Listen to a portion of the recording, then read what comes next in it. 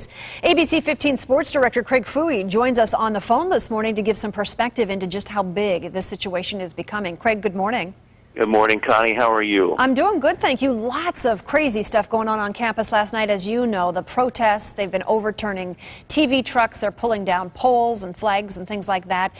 Has this thing gotten out of hand, and have we lost focus on what this story is really about for the students there on campus?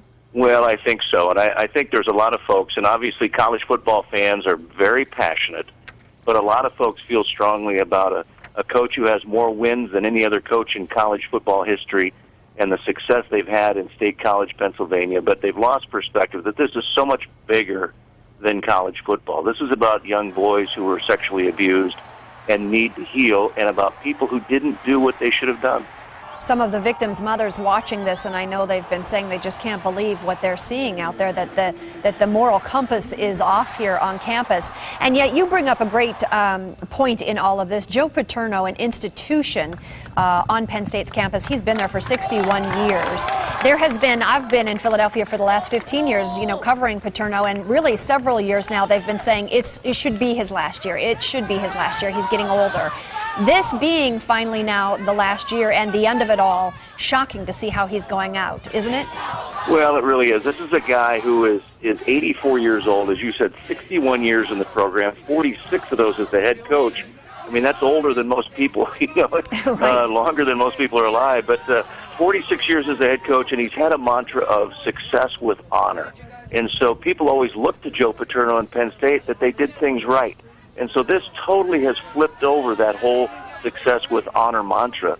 And I don't know if you realize this, authorities have set up a hotline for young boys who think they were abused by or believe they were abused by Sandusky. That number, according to reports last night, has risen to over 20. Wow, isn't that shocking? Craig, now Yeah. obviously the last home game this Saturday against Nebraska, Yeah. Does it go on? What do you think happens with it all? Well, obviously, this is an interesting perspective for you, Connie, this morning from State College. Last night, the Board of Trustees made the announcement about 10:15 Eastern Time, so about 8:15 our time, announced that Joe Paterno had been fired. The first question that came back after the announcement was, who's going to coach the team Saturday? It wasn't about the young boys. It wasn't about what was done wrong or what was handled right or incorrectly. It was who's going to coach the team Saturday. Yeah, shocking. That gives you some shocking perspective of what the mentality is in State College, Pennsylvania. Yeah, Penn State leads football, that is for sure, and clearly that's the case as we see the passion of the students overnight.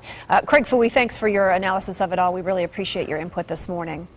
Well, we do have continuing coverage still ahead on the firing of Paterno, including reaction from the coach himself. That is coming up in the Fast 15.